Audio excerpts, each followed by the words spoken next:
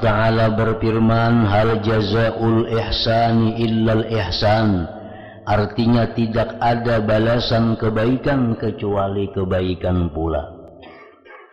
Kesudahan perbuatan baik, ihsan, adalah ridha Allah kepada hambanya. Allah memberikan kita nikmat dunia, Allah memberikan kita nikmat Islam, macam-macam diberikan Tuhan lawan kita. Namun pemberian Tuhan yang paling tinggi adalah ridhanya Tuhan kepada kita. Itu yang paling mahal, yang paling tinggi. Kesudahan perbuatan baik ihsan adalah ridha Allah kepada hambanya, yaitu pahala keridhaan hamba terhadap Allah Ta'ala. Allah Ta'ala berfirman, wa masakina tayyibatan fi jannati adnin wa ridwanun minallahi akbar. Artinya, dan mereka mendapat tempat-tempat yang bagus di surga Adan. Orang-orang yang takwa kepada Allah, mereka dapat surga, dapat tempat yang sangat indah, dan keridhaan Allah adalah lebih besar. Surga itu sudah besar pemberian Tuhan, namun yang lebih besar dari surga adalah keridhaan Allah kepada penghuni-penghuni surga itu.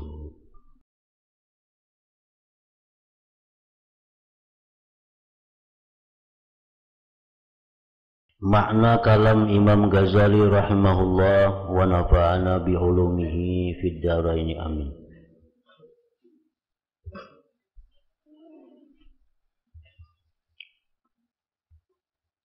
Pembicaraan tentang makna ridha dengan qada keputusan Allah Ta'ala,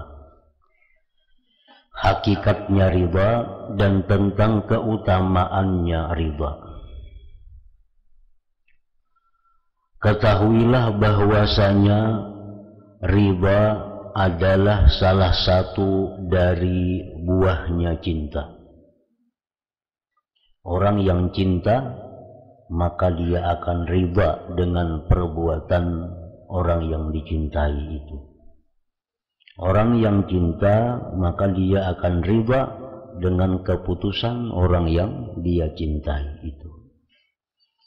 Jadi ridha ini salah satu dari buahnya cinta.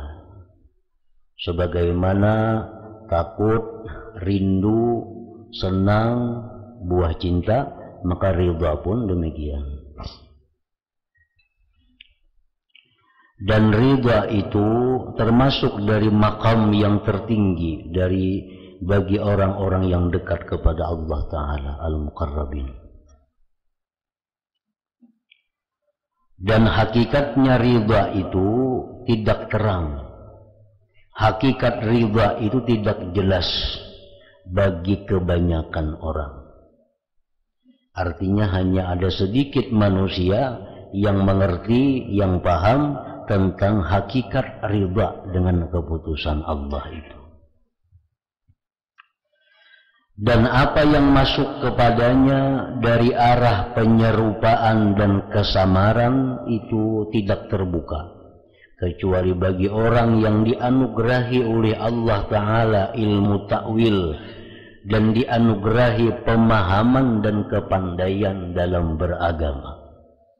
Nah, hanya orang-orang tertentu yang diberi Allah pengertian tentang hakikat ridha itu. Sungguh telah diingkari oleh orang-orang yang mengingkari akan terupanya ridha dengan apa yang menyalahi nafsu. Ada mazhab di antara sekian banyak mazhab yang mengatakan bahwa ridha itu tidak ada. Ridha terhadap yang menyalahi nafsu itu tidak ada. Yang ada hanya sabar, kata mereka. Kemiskinan, kesusahan, kesengsaraan, itu ujarnya hanya ada sabar. Ridha itu kada ada. Nah, itu ada mazhab yang berpendapat demikian. Kemudian mereka yang ingkar tadi berkata, jikalau ridha itu mungkin dengan setiap sesuatu karena itu perbuatan Allah, maka semestinya diridai pula dengan kafir dan perbuatan-perbuatan maksiat. Nah, andai kata ujarnya ridha itu ada dan kita ridha dengan apa yang ditentukan Allah, berarti kita ridha juga dengan kekafiran, ridha juga dengan kemaksiatan. Nah, sedangkan itu kada boleh ujarnya. Nah, jadi ridha itu kadada di dalam agama kita ini ujarnya, ridha itu kadada. Ridha terhadap apa yang ditentukan Allah itu kadada. Pokoknya nang mana nyaman, syukur, nang mana sakit, sabar, nah itu aja. Kadada lebih pada itu. Nah, itu pendapat satu kaum, satu mazhab. Dan tertipulah suatu kaum sebab yang demikian itu. Maka mereka melihat keridaan itu dengan berbuat zalim dan fasik. Ada pulang yang tertipu, melihat kemaksiatan, jadinya riba itu perbuatan Tuhan juga. Melihat kekafiran, riba juga karena itu merupakan kehendak Tuhan juga. Nah, ini tertipu pulang. Nah, jadi ada macam-macam. Jadi pintang mana riba itu nang bujur. Ada yang mengatakan tadi riba itu kada ada sama sekali. Karena mun riba itu ada, maka kita riba dengan kekafiran. Riba dengan orang fasik, riba dengan orang zalim, karena itu kehendak Allah juga. Nah, lalu ujarnya kada ada riba itu semacam. Ada yang mengatakan riba itu jarnya ada. Jadi kita riba dengan orang fasik, kita riba aja karena itu fi'il Tuhan juga. Nah, orang zalim kita riba juga karena itu kehendak Tuhan. Nah, ini tertipu juga. Nah, jadi apa hakikat riba nang bujur itu macam apa? Nah, jangan umpat nang pertama, jangan umpat pendapat nang kedua ini. Dan meninggalkan, melarang dan ingkar adalah termasuk sebagian dari bab taslim, menyerah atas qada Allah Ta'ala. Ujarnya kita riba lawan perbuatan Tuhan, itu nang maksiat kehendak Tuhan. Buat apanya kita disuruh amar ma'ruf nahi munkar? Nah, kan itu fi'il Tuhan juga. Nah, ini kan kelompok nang tertipu tadi. Jikalau terbuka rahasia-rahasia ini bagi orang yang menyingkatkan dengan mendengar segi zahirnya syara saja, niscaya Rasulullah SAW tidak mendoakan untuk Ibnu Abbas, di mana beliau Rasulullah berdoa, Allahumma faqihhu fiddin wa'allimhu ta'wil. Artinya, ya Allah, pahamkanlah ia dalam agama dan ajarkanlah kepadanya takwil. Maka marilah kita mulai dengan penjelasan tentang keutamaan riba, kemudian dengan menerangkan hikayat-hikayat tentang keadaan orang-orang yang riba, kemudian kami terangkan hakikat riba dan cara terupanya pada sesuatu yang menyalahi hawa nafsu. Kemudian kami akan menyebutkan tentang apa yang disangka bahwa ia dari kesempurnaan riba, padahal itu tidak termasuk dari kesempurnaan riba. Seperti meninggalkan berdoa, tak usah berdoaan lagi. Jadi kita memberdoa itu kada ridha lawan Tuhan. Nah, bukan itu maksudnya. Nah, ada sebagian juga yang menganggap bahwa kada berdoa itu menunjukkan sempurna riba. Nah, salah itu. Salah. Seperti meninggalkan berdoa dan berdiam diri atas adanya perbuatan-perbuatan maksiat. Nah, di sini Imam Ghazali akan menjelaskan bagaimana yang dimaksud dengan riba itu sebenarnya. Penjelasan tentang keutamaan riba. Keutamaan riba yang diterangkan dalam ayat-ayat Al-Quran, yaitu firman Allah Ta'ala, radhiyallahu anhum wa radu anhu. Artinya Allah ridha terhadap mereka dan mereka pun ridha kepadanya. Allah Ta'ala berfirman, hal jazaa'ul ihsani illal ihsan. Artinya tidak ada balasan kebaikan kecuali kebaikan pula. Kesudahan perbuatan baik, ihsan, adalah ridha Allah kepada hambanya. Allah memberikan kita nikmat dunia, Allah memberikan kita nikmat Islam, macam-macam diberikan Tuhan lawan kita. Namun pemberian Tuhan yang paling tinggi adalah ridha-Nya Tuhan kepada kita. Itu yang paling mahal, yang paling tinggi. Kesudahan perbuatan baik ihsan adalah ridha Allah kepada hambanya, yaitu pahala keridhaan hamba terhadap Allah Ta'ala. Allah Ta'ala berfirman, wa masakina tayyibatan fi jannati adnin wa ridwanun minallahi akbar. Artinya, dan mereka mendapat tempat-tempat yang bagus di surga Adan. Orang-orang yang takwa kepada Allah, mereka dapat surga, dapat tempat yang sangat indah, dan keridhaan Allah adalah lebih besar. Surga itu sudah besar pemberian Tuhan, namun yang lebih besar dari surga adalah keridhaan Allah kepada penghuni-penghuni surga itu. Sungguh Allah mengangkat, meninggikan keridhaan di atas surga Adan, sebagaimana Dia mengangkat zikir kepadanya di atas salat, di mana Allah berfirman, innas salata tanha anil fahsya wal munkar wala dzikrullahi akbar.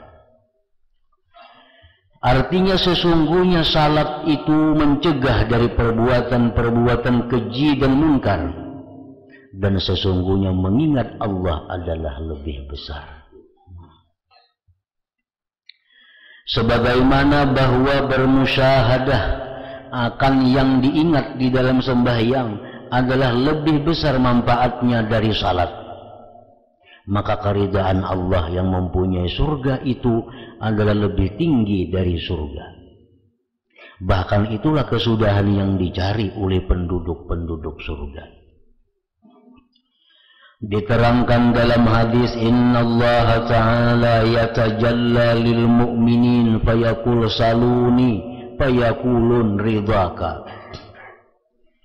Artinya sesungguhnya Allah Ta'ala bertajalli untuk orang-orang beriman, maka Dia berfirman, mintalah kamu semua kepadaku. Di waktu orang-orang beriman ini dikumpul, mereka berjumpa Allah di dalam surga, Allah menawarkan, hendak napa ikam? Ayo masing-masing angkat tangan, hendak napa, hendak apa? Mereka sepakat hanya satu permintaan, ridhaka, keridhaan engkau. Maka permintaan mereka itu akan keridhaan sesudah memandang Allah adalah kesudahan keutamaan. Segala nikmat surga itu paling tinggi adalah memandang Allah. Nikmat yang kaya bahagia dalam surga paling lezat itu adalah memandang Allah. Nah, lebih daripada memandang Allah adalah keridhaan Allah.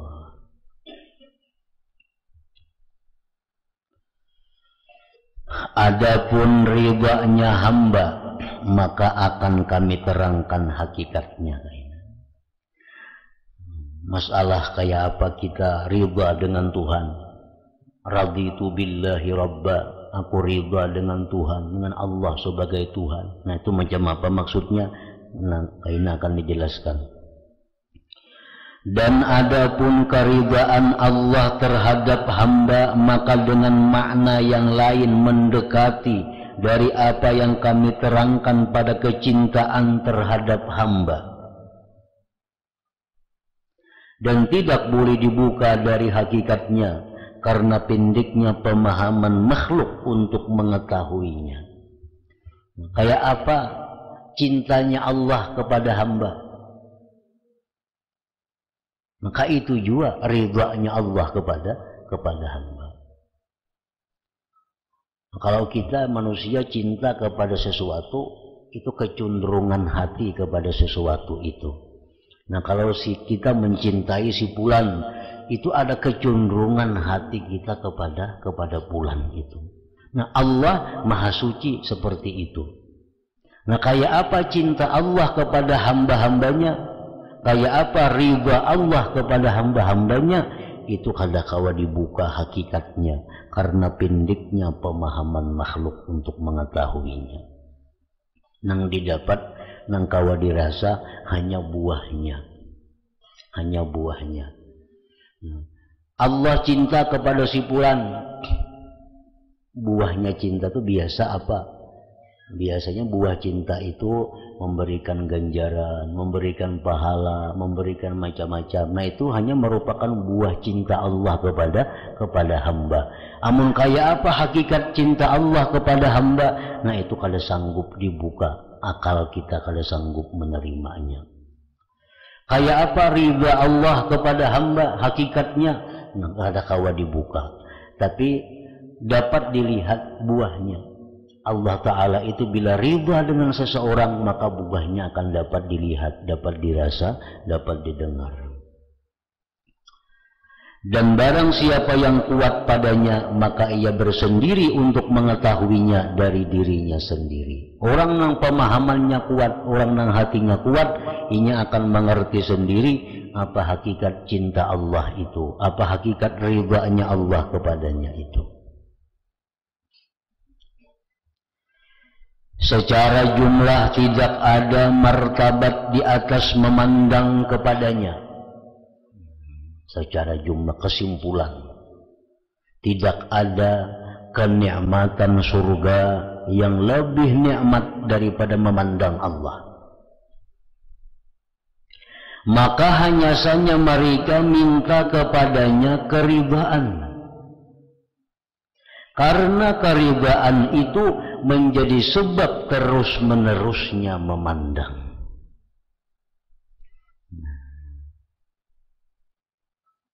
Paling nikmat surga itu adalah memandang Allah.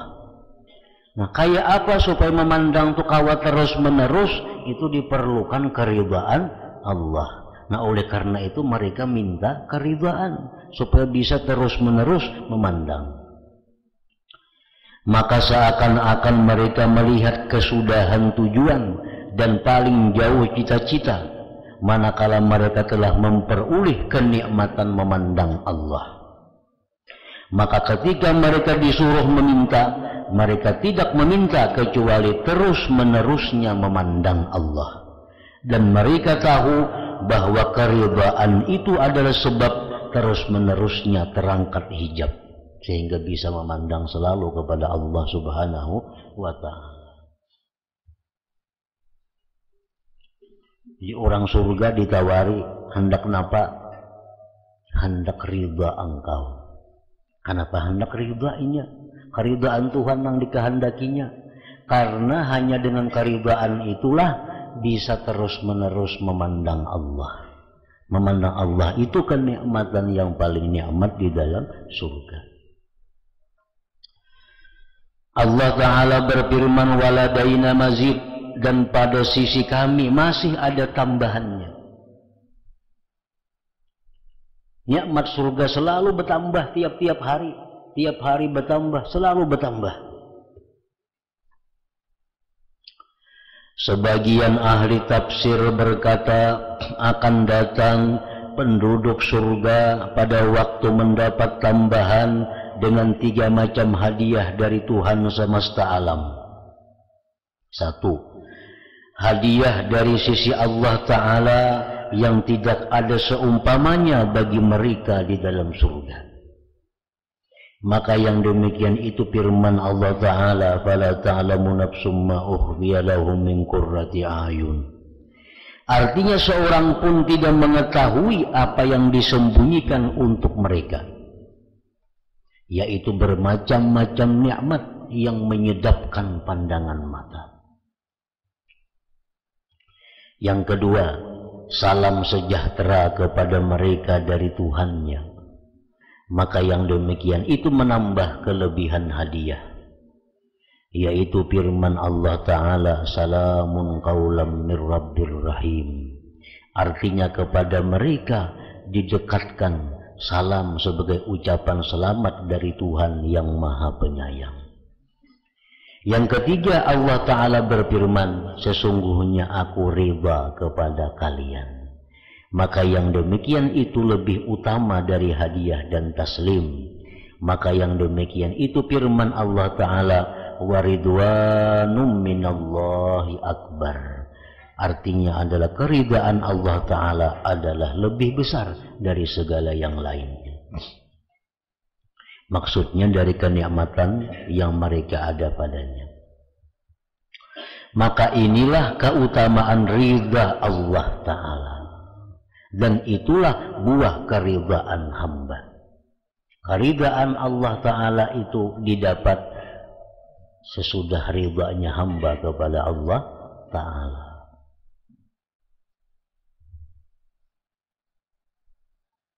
Orang yang kada ridha lawan apa yang ditetapkan Allah, kada akan bisa mendapat ridha Allah.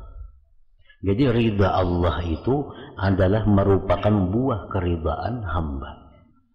Nah, ridha Allah Ta'ala itu adalah buah keridhaan hamba. Adapun dari hadis-hadis maka telah diriwayatkan bahwa Nabi Sallallahu Alaihi Wasallam bertanya kepada sekelompok dari sahabat-sahabatnya, ma antum? Faqalu mu'minun. Faqala ma alamatu imanikum? Faqalu nasbiru alal bala wa nashkuru indar rakha wa narda bimawaqi'il qada. Faqala mu'minun wa rabbil Ka'bah. Artinya ujar Nabi orang sahabat sidin, siapakah kalian? Siapakah kalian ini? Mereka menjawab, kami orang-orang yang beriman. Kami beriman wahai Rasulullah. Lalu beliau bersabda, apakah tanda keimanan kalian? Apa garang tandanya ikan ini beriman? Mereka menjawab, kami bersabar atas cobaan, kami bersyukur ketika senang, dan kami ridha pada tempat jatuhnya qada keputusan Allah. Maka beliau Rasulullah bersabda, demi Tuhan yang punya Ka'bah, kalianlah orang-orang yang beriman. Diterangkan pada hadis yang lain bahwa Nabi Sallallahu Alaihi Wasallam bersabda, hukama ulama kadu min fiqhihim ayyakunu anbiya. Artinya orang-orang ahli hikmah lagi pula ulama, dari kepandaian mereka hampir menjadi nabi-nabi. Diterangkan pada hadis, tuba liman hudiya lil Islam wa kana rizquhu kafafa wa radiya bihi. Artinya beruntung bagi orang yang memperoleh petunjuk kepada agama Islam dan rezekinya cukup dan ia ridha dengannya. Itu paling untung sudah. Orang yang diberi Allah agama Islam, kehidupannya cukup, berkecukupan, lawan Tuhan inya riba. Nah itu sudah anugerah yang paling besar. Rasulullah Sallallahu Alaihi Wasallam bersabda, man radiya minallahi ta'ala bil qalil minar rizki, radiyallahu ta'ala minhu bil qalil minal amal. Artinya barang siapa riba dengan rezeki yang sedikit dari Allah Ta'ala, niscaya Allah riba dengan amal yang sedikit daripadanya. Inya diberi Tuhan penyakit, dia riba dengan ketentuan itu. Walaupun orang ini kada banyak beramal, Allah sudah riba daripadanya. Orang ini diberi Tuhan hidup susah, diberi Tuhan dia kemiskinan, dia riba dengan keputusan Allah. Nah, Allah kadang akan menuntut banyak ibadah kepada orang ini. Karena ribanya dengan demikian sudah merupakan ibadah yang paling besar di sisi Allah Subhanahu wa ta'ala. Barang siapa riba daripada Allah dengan sedikit, Allah pun riba amunnya sedikit beramal. Di zaman Nabi Isa alaihissalam ada orang beramal dudukan berzikir. Ada di ujung sana uring seiko, lalu 4 beramal. Jadi Nabi Isa itu empat beramal apa ada guring di situ. Ulun kulir Nabi Isa, bunyi sugih-sugih, ulun miskin dia kada beramal ada apa juga. Nah iya ini artinya orang hidup miskin itu Allah riba aja mun sedikit inya beramal. Amun orang banyak diisi harta kada pa amal, nah itu Allah kada katuju. Mana banyak menerima nikmat, banyak macam-macam pa amalnya maka kada itu nang Allah muar, Allah kada katuju. Allah katuju aja kita kada tiba amal sebab kita kada banyak menerima nikmat. Nah, kita riba dengan sedikit diberi Allah, Allah pun riba kalau kita sedikit pengabdian kepadanya.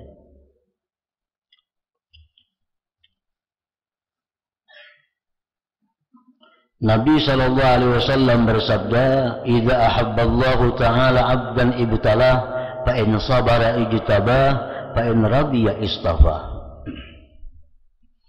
Artinya apabila Allah Ta'ala mencintai seorang hamba, niscaya dia mencobanya. Jika ia sabar, niscaya dia memilihnya. Jika ia riba, niscaya dia memilih dan mengasihinya. Allah mencoba, bukan Allah tuh kada tahu. Kan biasa mencoba tuh kada tahu bila mencoba. Ini Allah mencobanya. Maksudnya supaya ampun diri tahu. Supaya ampun diri tahu. Ampun diri ini supaya sadar disayangi Allah kah, kada kah. Bila dicoba Tuhan dengan yang susah, sabar berarti ampun diri tahu. Oh aku ini berarti disayangi Allah. Bila nya kada sabar, ampun diri sadar. Oh aku ini berarti kada disayangi Tuhan. Buktinya diberi cobaan kada sabar. Nah jadi Allah mencoba itu bukan untuk Allah. Allah sudah tahu aja sama dengannya. Nah, yang penting supaya ampun diri ini tahu apa kata gulung orang yang baik atau kada, supaya ampun diri mengetahuinya. Nabi sallallahu alaihi wasallam bersabda, "Idza kana yaumul qiyamah ambatallahu ta'ala li ta'ifatin min ummati ajnihatan fayatiruna min kuburihim ila jinan yasra'una fiha wa yatana'amuna fiha kaifa sya'u fataqulu lahumul malaika ha ra'aitumul hisab fayaqulun ma ra'ayna hisaba fataqulu lahum hajuztumus sirat fayaqulun ma ra'ayna sirata fataqulu lahum ha ra'aitum jahannam ma ra'ayna syai'a fataqulul malaikatu min ummati man antum fayaqul min ummati Muhammadin sallallahu alaihi wasallam fatakuna syatnakumullah hadithuna ma kanat a'malukum fid dunya fayakulun khaslatani kanata bina fabalagna hadhil manzilah bi fadli rahmatillah fayakulun kunna idha khalawna nastahi an na'siyah wa narda bil yasir mimma kusima lana fatakulul malaikatu yahikku lakum hadha. Artinya apabila datang hari kiamat, Allah Ta'ala menumbuhkan sayap bagi sekelompok dari umatku. Hari kiamat tiupan sanggakala pertama itu hancur seluruh dunia ini. Tiupan yang kedua Israfil bangkit nang dalam kubur, nang mati-mati hidup kembali. Nah, di waktu bangkit dari kubur itu ada yang keluar dari kubur itu diberi Tuhan sayap, diberi Tuhan halar. Maka mereka terbang dari kuburnya ke surga. Dari kubur terbang ke surga. Mereka bebas dan bersenang-senang di dalam surga. Bagaimanapun yang mereka kehendaki, hendak apa hendak bebas. Lalu para malaikat berkata kepada mereka, apakah kamu semua ini melihat hisab? Ikam sudah kali hisab amal, maka langsung ke surga masukkan ini. Sudah kali dihitung amal buruk amal baik? Mereka menjawab, kami tidak melihat. Kami kada tahu dihisab. Kayak apa hisab tuh kami kada tahu. Lalu para malaikat bertanya kepada mereka, apakah kamu semua melewati titian sirat? Mereka menjawab, kami tidak melihat titian itu. Di mana andaknya siratal mustaqim itu kami kada tahu. Para malaikat bertanya lagi, apakah kamu semua melihat neraka jahanam? Mereka menjawab, kami tidak melihat sesuatu. Lalu para malaikat bertanya lagi, dari umat siapakah kamu semua ini? Ini umat siapa? Mereka menjawab, dari umat Nabi Muhammad sallallahu alaihi wasallam. Para malaikat berkata, kami meminta kepada kalian, terangkan kepada kami apakah amal perbuatan kalian di dunia.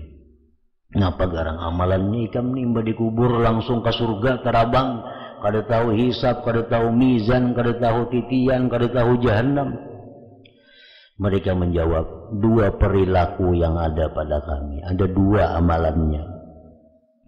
Maka sampailah kami kepada martabat ini dengan anugerah rahmat Allah. Para malaikat bertanya, apakah dua perilaku itu? Mereka menjawab, kami apabila di tempat sunyi sepi, kami malu berbuat maksiat kepadanya. Artinya jangankan di tengah orang banyak, saurangan pun orang yang kada tahu pun kami kada buat maksiat, malu kepada Allah. Satu itu. Dan kedua, dan kami riba dengan bahagian sedikit yang dibagikan oleh Allah kepada kami. Orang di mana-mana berbagi harta, orang dapat ini, dapat itu, kami diberi Allah sedikit, kami riba dengan pemberian Allah itu.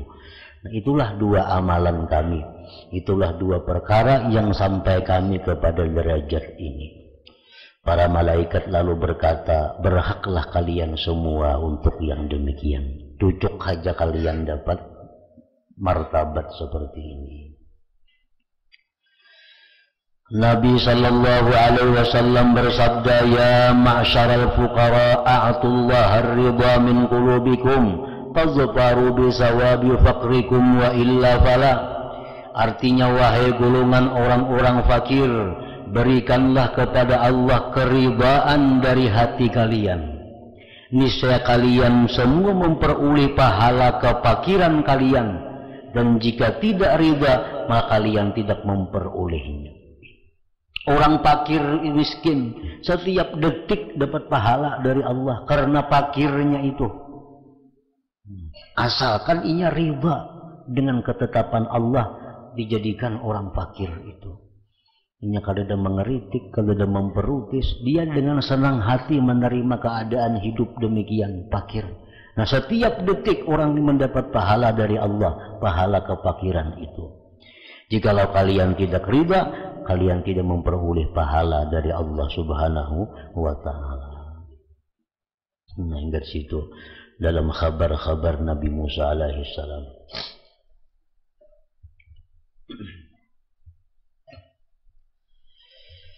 Nah, jadi kita libur juga 4 minggu selama bulan Rabiul Awal.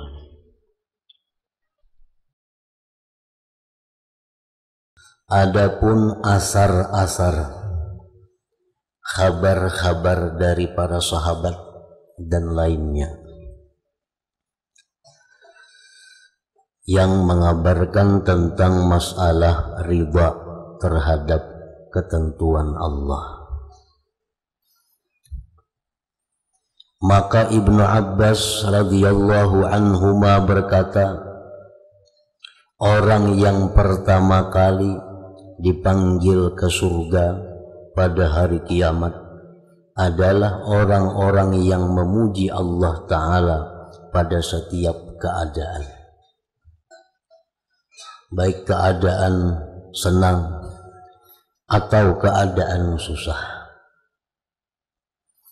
Itu mereka-mereka yang disebutkan di dalam hadis Rasulullah sallallahu alaihi wasallam tidak mengetahui adanya hisab, tidak mengetahui adanya mizan, tidak mengetahui adanya sirat, namun mereka dari kubur langsung diterbangkan Allah ke dalam surga.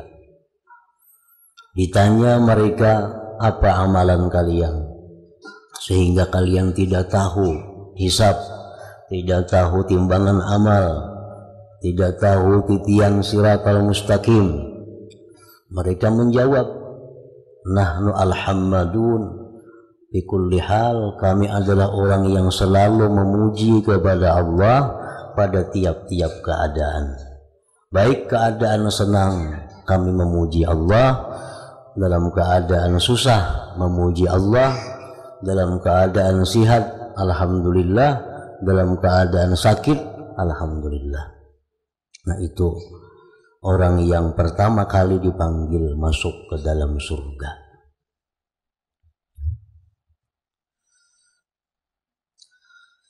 Para ulama mengajarkan kita bagaimana caranya supaya kita bisa sedikit demi sedikit untuk jadi orang yang selalu memuji Allah dalam setiap keadaan. Mereka mengajarkan antara lain caranya adalah selalu memandang yang baik daripada memandang yang tidak baik. Umpamanya kita sakit, yang kita pandang itu jangan sakitnya. Kalau kita pandang sakitnya, kita kada bisa alhamdulillah karena sakit. Nah, kayak apa cara supaya kita sakit ini bisa alhamdulillah? Kita pandang sihatnya.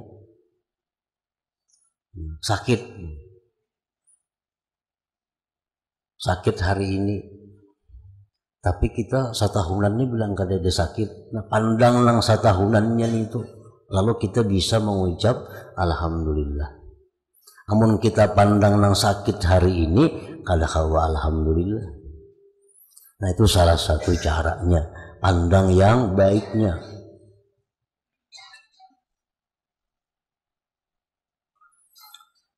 Kita umpamanya kehilangan,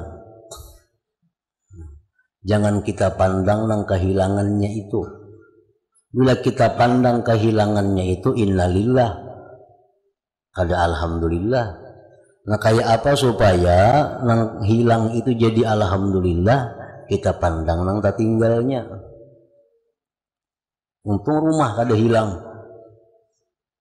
sepeda motor aja hilang, jaka rumah hilang. Nah, alhamdulillah itu bahwa bisa alhamdulillah jadinya. Namun kita pandang nang baiknya. Rumahnya hilang juga habis, untung kada mati orangnya, masih hidup. Nah, boleh memandang nang hidupnya itu, kawa kita alhamdulillah. Nah, itu cara yang diajarkan oleh para ulama supaya kawa alhamdulillah itu fi kulli hal. Nah, jangan memandang nang sakitnya itu, karena bila memandang sakitnya walaupun sedikit, kada kawa alhamdulillah kita.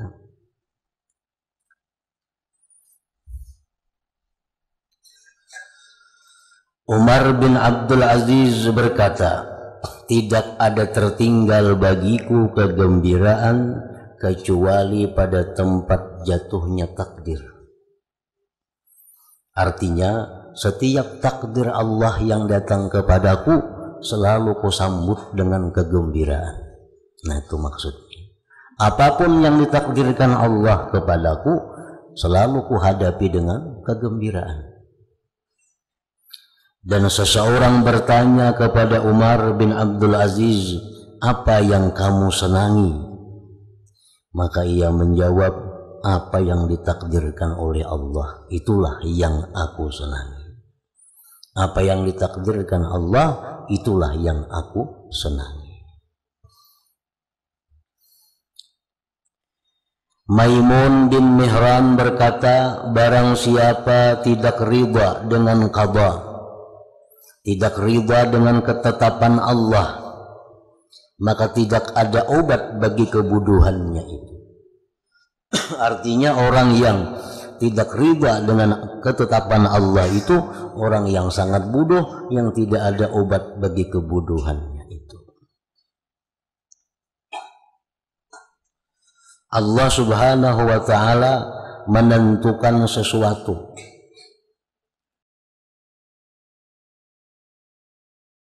Allah Subhanahu wa ta'ala yang menetapkan sesuatu, sehingga keadaan-keadaan itu menjadi berjalan dengan bagus sampai kepada masanya.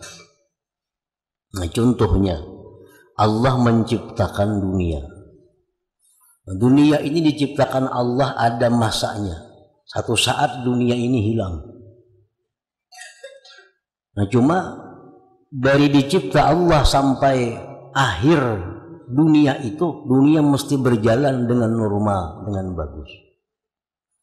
Nah, untuk perjalanan dunia ini agar normal, agar bagus sampai kepada masa akhir dunia, Allah menentukan cara-cara, Allah menentukan susunan-susunan, peraturan-peraturan bagaimana supaya dunia itu bisa berjalan bagus. Nah, ditetapkanlah oleh Allah, salah satunya adalah manusia yang mengelola dunia ini. Bagaimana manusia ini agar bisa mengelola dunia ini? Allah menetapkan ada manusia yang ditetapkan Allah menjadi pemimpin. Nah, itu ketetapan Allah. Si fulan ini diandak Allah jadi pemimpin. Samuan pemimpin kada taatur dunia. Misalnya samuan manusia diangkat Allah jadi pemimpin, siapa yang dipimpin? Kada ada lagi. Nah, tentu pemimpin ini terbatas, orangnya diciptakan oleh Allah. Sebagai manusia lagi ada yang diciptakan oleh Allah untuk kelangsungan dunia ini sampai menuju masa akhirnya itu menjadi rakyat. Nah, jadi rakyat. Rakyat ini pulang macam-macam ditentukan oleh Allah. Ada rakyat yang kaya. Kalau seluruhnya kaya, dunia hancur. Dunia jadi hancur. Kalau semua penduduk dunia ini kaya raya, dunia kada akan sampai kepada masanya, hancur terlebih dahulu. Andai kata miskin seluruh dunia, sama aja juga, dunia akan hancur, kada sampai pada masanya. Nah, itu kebijaksanaan Allah. Allah menetapkan si A jadi orang kaya tahun ini, karena tahun akan datang kena ini jadi si B pulang jadi orang kaya. Nah, bergiliran ditetapkan oleh Allah untuk berjalannya dunia sampai kepada masa akhirnya. Nah, itu ketetapan sudah oleh Allah. Ada yang disihatkan oleh Allah, ada yang disakitkan oleh Allah. Tujuannya apa? Supaya ada ini, ada itu, ada obat, ada tabibnya, ada dokternya, ada semuaan. Tujuannya saling satu kait bakait, yang intinya kemaslahatan dunia ini. Nah, jadi kita ini diciptakan oleh Allah dengan keadaan seperti demikian. Kita wajib ridha dengan ketetapan Allah itu.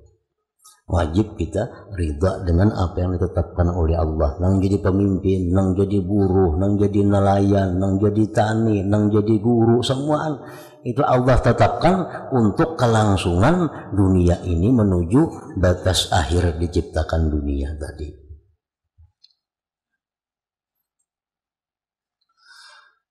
Al-Fudail berkata, jika kamu tidak sabar atas takdir Allah, niscaya kamu tidak sabar atas takdir dirimu sendiri.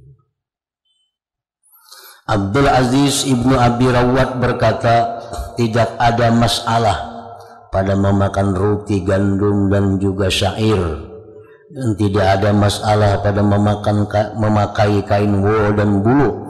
Akan tetapi yang menjadi masalah itu mengenai ridha kepada Allah Azza wa Jalla. Kita makan nang nyaman, makan nang kada nyaman, itu kada jadi soal. Nang diperhitungkan Allah itu ridhanya kita kepada yang ditetapkan oleh Allah Subhanahu wa taala.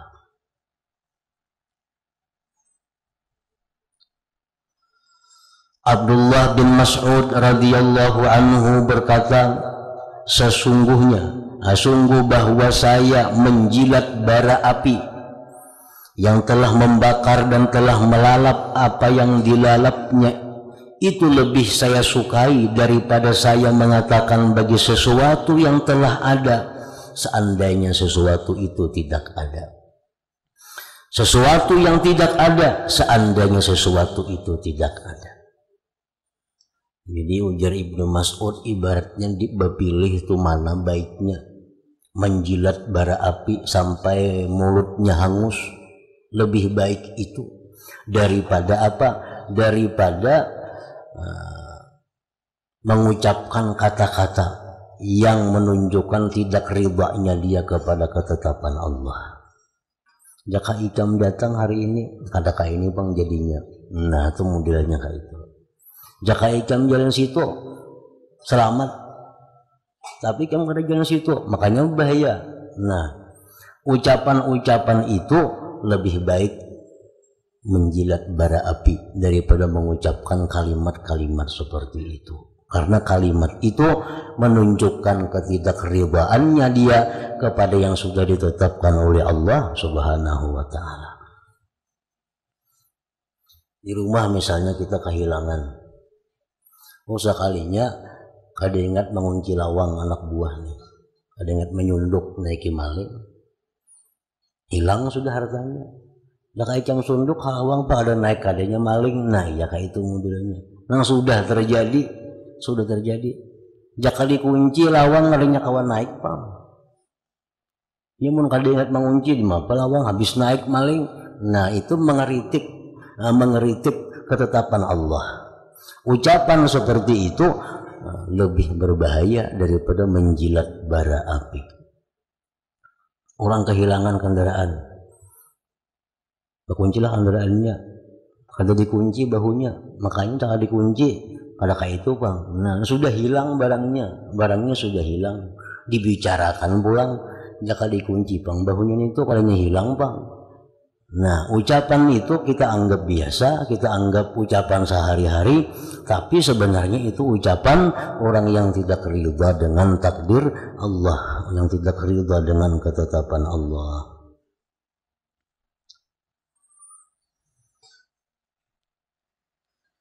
Seorang laki-laki melihat luka di kaki Muhammad bin Wasi'. Laki-laki itu lalu berkata, sesungguhnya saya merasa kasihan kepadamu karena luka yang ada di kakimu ini. Kasihannya pianlah luka di betis itu. Maka Muhammad bin Wasi' menjawab, sesungguhnya saya bersyukur atas lukaku ini. Kenapa kamu kasihan? Aku syukur lagi luka betisku ini. Aku bersyukur atas luka aku ini ketika saya terluka, karena saya terluka di kaki, tidak di mata. Aku syukur di betis nih luka, makanya mataku luka, ngalih lagi pada itu. Nah ini contoh bagaimana memandang sesuatu yang baik. Dengan memandang yang baik itu, maka bisa mengucapkan syukur kepada Allah Subhanahu wa ta'ala.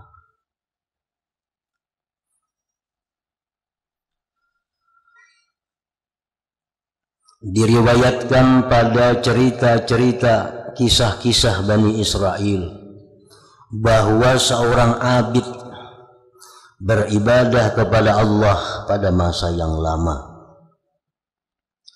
Lalu ia bermimpi dalam tidurnya, seseorang berkata kepadanya, perempuan si anu yang mengembala itu kawanmu nanti di surga. Dalam mimpi itu ada perempuan di situ pengembala, itu kena kawan ikam di surga. Bangun guring si abid ini mimpi tadi, maka ia bertanya-tanya tentang perempuan pengembala itu. Gimana? Ada sini perempuan yang mengembala, takun akan sana, takun akan sini. sampai ia mendapatkannya, akhirnya bertemu. Maka ia meminta perempuan itu menjamunya selama 3 hari. Abid ini minta kepada perempuan itu hendak menginap 3 hari. Jadi si Abid, wahai perempuan, nah, aku nak bermalam di rumah Icam, bolehlah 3 hari. Nah, apa tujuannya? Untuk melihat amal perbuatannya, hendak mengetahui apa wiridan si perempuan nih, sampai dikatakan kita kawan di surga. Apakah bacaannya nih, apakah amalannya? Jadi hendak bermalam di rumah situ zaman tahu. Adalah halnya si Abid, ia sepanjang malam beribadah. Abid ini bila malamnya beribadah, beribadah. Dan perempuan itu tidur sepanjang malam. Perempuan itu guring aja, kada pernah beribadah ada. Abid selalu berpuasa di siang hari, sedangkan perempuan itu tidak berpuasa. Apa kawan di surga kayak ini nih?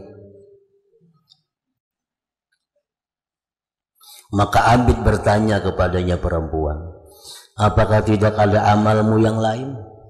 Macam ada kawiritan apa, ada amalan apa icam selain yang telah saya lihat? Perempuan itu menjawab, demi Allah tidak ada selain apa yang telah kamu lihat, dan saya tidak mengenal amalan yang lain.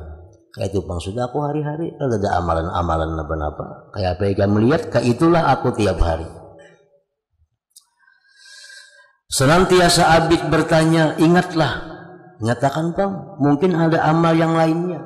Macamnya pasti ada bisa amalan lain pada orang itu. Sehingga perempuan itu berkata, ya perempuan tadi ada satu perilaku yang ada padaku, yaitu jika saya dalam kesulitan, saya tidak mencita-cita supaya saya dalam kelapangan. Bila aku tuh susah, aku tuh ada berharap mudahan lakas ampih susah ini, ada kayak itu. Bila aku tuh susah tuh aku sandang sudah. Jika saya dalam keadaan sakit, saya tidak mencita-cita supaya saya dalam keadaan sehat. Mun aku tuh garing, ku terima garing. Kadada aku mudahan lakas sigar kadada. Ku nikmati garing itu. Jika saya berada pada panas matahari, maka saya tidak mencita-cita supaya saya berada pada naungan. Artinya kalau musim ini musim panas, kadada hati ini hendak kepingin musim dingin. Nah, kadada. Artinya apa? Menerima dengan lapang hati apa yang diciptakan, ditakdirkan oleh Allah. Maka si Abid meletakkan tangannya di atas kepalanya dan ia berkata, apakah ini satu perilaku? Demi Allah, ini perilaku yang besar, yang mana para abid lemah daripada perilaku ini.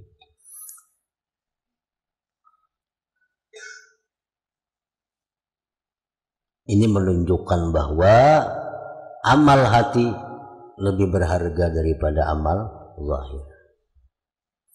Para ulama, para orang-orang sufi, orang-orang wali yang sudah meninggal, sudah wafat, ada pemimpin yang hidup.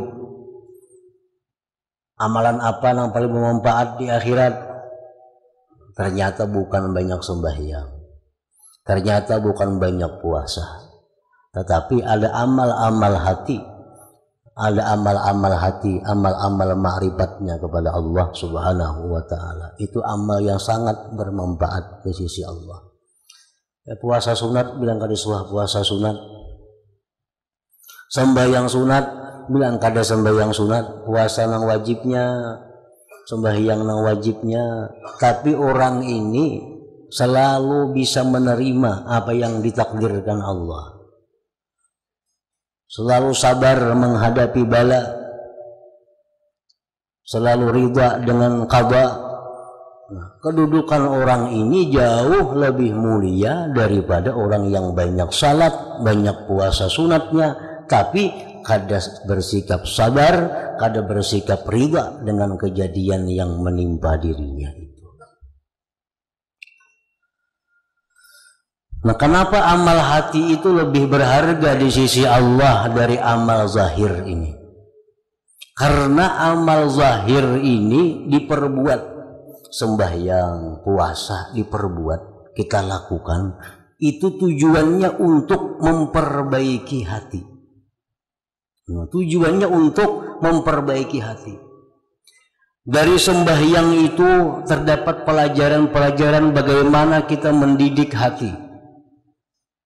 Dari puasa terdapat pelajaran-pelajaran bagaimana kita mendidik hati. Dari bayar zakat didapat pelajaran bagaimana kita mendidik hati. Seluruh amal zahir ini itu fungsinya adalah untuk mendidik, memperbaiki hati. Untuk memperbaiki hati. Sembahyangnya rajin, puasa sunatnya rajin, sedekahnya rajin. Tapi orang ini kadakawa karena bala amuk, kadakawa karena musibah amuk. Ini menunjukkan bahwa ibadah-ibadah zahir itu belum menyentuh hatinya. Titik itu kadakawa didustai. Kalau soal penyedekah nomor 1, soal sembahyang pembanyaknya, puasa hari-hari 3 bulan sekali puasa. Tapi disindir orang sedikit saja, lu panas saja tuh. Nah, ini menunjukkan bahwa sembahyang sekian banyak, puasa, zakat belum lagi sampai kepada pendidikan hatinya. Belum sampai. Andai kata itu sudah sampai kepada pendidikan hati, maka azal khalqi, gangguan-gangguan dari makhluk, gangguan-gangguan dari apapun yang menyakiti hatinya itu berlalu di telinganya, kada akan singgah di dalam hatinya, karena sudah dibina oleh ibadah-ibadah sembahyang, puasa, sedekah dan lain-lainnya. Jadi kadang alih meminandui manusia, kadang alih meminandui orang itu.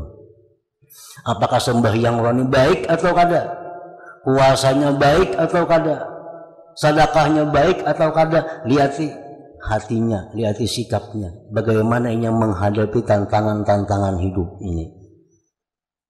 Bila menghadapi tantangan yang gelabak-gelabak kayak cacing kapanasan, nah berarti belum apa-apa lagi itu. Berarti belum sampai lagi amal zahir itu ke dalam hatinya. Ada sampai lagi.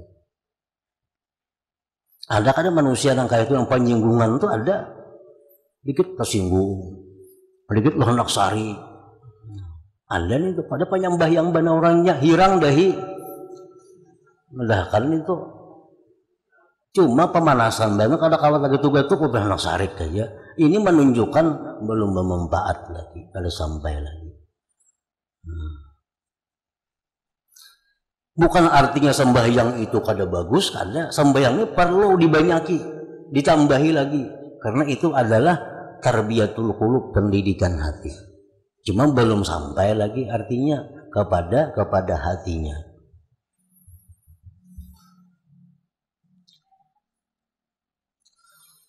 Diriwayatkan dari sebagian orang-orang salaf, ia berkata, sesungguhnya Allah Ta'ala apabila memutuskan suatu takdir di langit, niscaya dia mencintai dari penduduk bumi supaya mereka ridha dengan keputusannya itu. Abu Darda berkata, puncak iman adalah sabar terhadap hukum Allah dan ridha dengan takdirnya. Itu puncak iman. Iman itu kan terdiri dari lebih 70 cabangnya. Puncaknya apa? Sabar terhadap hukum Allah, ridha dengan takdir Allah. Umar bin Khattab radhiyallahu anhu berkata, saya tidak memperdulikan atas apapun keadaan aku di pagi hari dan di sore hari, dari kesulitan atau kelapangan. Kadang merisaukan kayak apa kena isuk, kayak apa kena sore ini, kayak apa, kadang memikirkan itu, kan itu sudah ditentukan oleh Allah Subhanahu wa Ta'ala.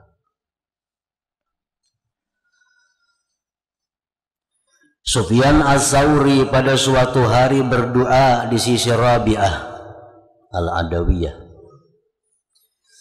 Doa Sufyan Tsauri, ya Allah, ridailah ulihmu daripadaku. Allahumma rida anni, ya Allah, ridailah aku. Rabi'ah mendengar doa itu lalu berkata, apakah kamu tidak malu kepada Allah bahwa kamu minta kepada Allah akan keridaan, sedangkan kamu tidak ridha kepadanya? Apakah tidak malu kita minta kepada Allah agar Allah itu ridha dengan kita, sedangkan kita sendiri tidak ridha dengan apa yang ditetapkan oleh Allah? Kita masih mengeritik, kita masih meniwas kita apa-apa yang sudah terjadi itu menunjukkan ketiadaan ridha kita terhadap yang ditetapkan oleh Allah. Waspada itu disuruh, waspada itu disuruh. Kita mengatakan bila malam meneguring, kontrol jendela-jendela, kontrol lawang, kontrol lampu-lampu kayak apa. Nah itu waspada itu disuruh nih tuh. Itu disuruh. Itu bukan berarti dari dalam takdir Tuhan, itu disuruh waspada. Tetapi andai kata terjadi juga hal-hal yang kalau kita inginkan, nah jangan meniwas siapa-siapa. Siapa yang ditiwas-tiwas? Karena itu adalah hukum ketentuan dari Allah Subhanahu wa ta'ala.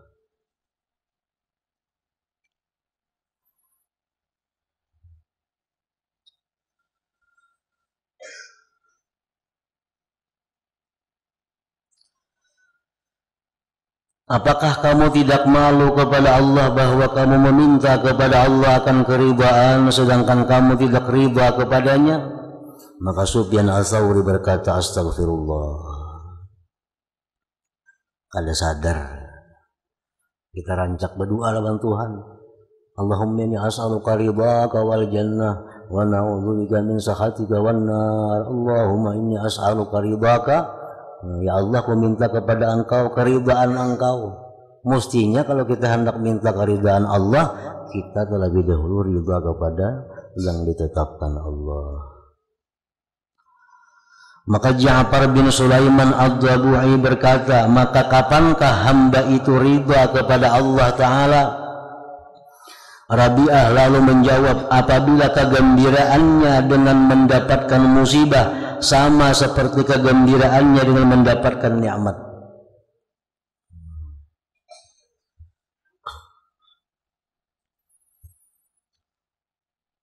Kegembiraannya mendapatkan musibah sama dengan kegembiraannya mendapatkan nikmat.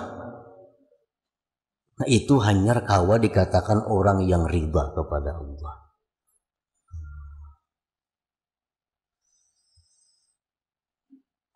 Al-Fudail berkata, apabila sama di sisinya antara ditegah tidak diberi dengan diberi, maka sungguh ia telah ridha kepada Allah Ta'ala.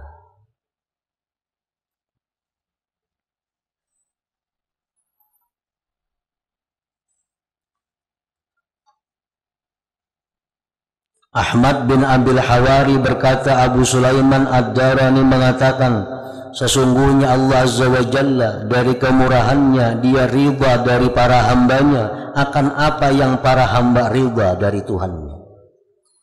Saya lalu bertanya, bagaimana bisa demikian? Abu Sulaiman Ad-Darani menjawab, bukankah kehendak hamba dari makhluk itu bahwa ia diridhai oleh Tuannya? Saya jawab, ya. Abu Sulaiman berkata, sesungguhnya kecintaan Allah dari hamba-hambanya adalah bahwa mereka itu ridha terhadapnya. Nah, jadi ridha kepada hukum Allah ini di dalam tarikat, di dalam suluk menduduki kedudukan yang tinggi. Ditimbang kedudukan zuhud, wara, takut, harap, nah itu di bawah. Lebih tinggi ridha ini, dan ini merupakan puncak perjalanan seorang salikin. Seorang salikin itu belum sampai kepada ujung perjalanannya sebelum dia bisa ridha dengan apa yang ditetapkan oleh Allah. Dan tandanya orang yang ridha dengan yang ditetapkan Allah itu sama di hatinya antara diberi dengan tidak diberi. Jadi mun kita tahu maka itu kalau kita tahu diri kita. Tahu diri kita. Maka itu mestinya orang sama antara diberi lawan kada diberi. Sama dikuringi lawan diranguti. Sama dipuji lawan dicela. Hatinya tuh kada rusak. Nah, jadi amun kita kada kawa mencapai kedudukan itu, minimal yang kita dapatkan adalah kita tahu kerendahan derajat kita. Nah, itu minimal. Kita mendengar kayak apa Muhammad bin Wasi bersyukur luka di batis, untung kada di mata. Nah, kita kayak itu kada kawa. Nah, kada sanggup lagi nangka itu. Lalu dengan adanya kita mengetahui keterangan-keterangan tentang ridha ini dan kita merasa sangat jauh dari kedudukan ini, lalu kita tahu berarti diri kita ini uyuh benar lagi. Uyuh benar lagi kita nih masih bila dipuji suka, bila diijik orang sarik masih ke itu, bila diberi suka, kata diberi merangut masih ke itu. Berarti diri kita ini jauh benar lagi lawan puncak perjalanan itu. Nah, merasakan ke itu sudah untung. Merasakan ke itu sudah untung. Nang paling kada untung, paling rugi nang kada merasa. Orang tuh dirinya jahat tapi kada merasa jahat, itu rugi, binasa. Yang lebih binasa lagi, orang itu kada baik, merasa baik, payah lagi. Jadi itu gunanya kita membaca pelajaran kitab-kitab tentang ini. Minimal yang kita dapatkan kita sadar, oh ternyata aku sangat jauh. Ternyata aku sangat jauh dari orang-orang yang hebat yang dahulu kala itu. Kada paparakan lagi ya ternyata. Nah, perasaan kita seperti itu kunci taufik. Miftahut taufik wal hidayah, kunci datangnya taufik hidayah dari Allah kepada kita untuk bisa mencapai kedudukan itu. Nah, kita merasa uyuh benar aku nih sekalinya, hina benar lagi aku di sisi Tuhan. Napa kada kawan apa anak sarik aja. Berarti jauh benar lagi seorang nih. Nah, merasa tuh. Nah, bila merasa itu sudah ada terbuka pintu hidayah. Bila kada merasa, nah itu kada kayak apa beri hidayah mu orang kada merasa. Kayak apa anak berubat mu orang kada merasa berpenyakit. Nah, itu nang banyak ini di kalangan orang-orang nang berilmu itu nang paling banyak merasa baik padahal belum sampai kepada itu. Itu nang banyaknya di situ. Ada nang mengaji sekian tahun, paharatnya sudah perasaannya.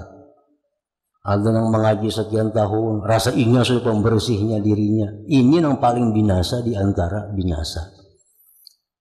Kita banding lawan akhlak-akhlak orang-orang macam tadi, kada paparakan lagi akhlaknya. Tapi dirinya sudah merasa bersih, dirinya sudah merasa sampai kepada makam yang tinggi itu. Nah, ini yang jauh dari taufik dan hidayah Allah. Sahal berkata, bagian hamba dari yakin adalah atas kadar bagian mereka dari ridha. Yakin kita kepada Allah itu ukurannya bagaimana ridha kita. Dan bagian mereka dari ridha adalah atas kadar kehidupan mereka bersama Allah Azza wa Jalla. Kayak apa orang tu lawan Tuhan cintanya, seitulah kadar yang didapat keridhaannya. Seapa cinta kita lawan Tuhan, seitulah dapat ridha. Dapat ridha itu. Karena ridha ini merupakan bagian dari buahnya cinta kepada Allah. Nabi SAW bersabda, Inna Allah Azza wa Jalla bihikmatihi wa jalalihi ja'ala ar-rawha wal farah fir ridha wal yakin wa ja'ala al-ghamma wal hazana atau wal huzna fis syakki was suh. Artinya sesungguhnya Allah Azza wa Jalla dengan hikmah dan keagungannya menjadikan kelapangan dan kegembiraan di dalam ridha dan yakin. Orang yang ridha, orang yang yakin, orang itu hidupnya selalu lapang, selalu lapang. Dan Allah menjadikan kegundahan dan kesedihan, kegelisahan di dalam keraguan dan kemurkaan. Orang ini masih ragu dengan Allah. Orang ini masih kada senang dengan takdir hukum Allah. Nah, orang seperti ini, orang yang hidupnya selalu dalam susah, dalam gundah. Kalau kawas sedikit kada naik darah, kenapa naik darah hubungannya? Ini menunjukkan ketidakridaannya dengan takdir Allah. Sawat darah atau obat naik, ada hubungannya mestinya. Dakanya inya stabil aja, orang ini nang kayak apakah dihadapi kadang mengganggu turun naik darah itu. Tapi kalau orang ini hatinya ragu-ragu dengan Allah, hatinya belum ridho dengan hukum Allah, nah sedikit saja masalah duka cita, sedikit saja masalah sedih, keungut segala macam. Nah itu sudah ditakdirkan oleh Allah bahwa kesedihan, kegundahan itu andaknya akibat ragu-ragu dengan Allah dan tidak ridha dengan yang ditetapkan oleh Allah Subhanahu wa ta'ala.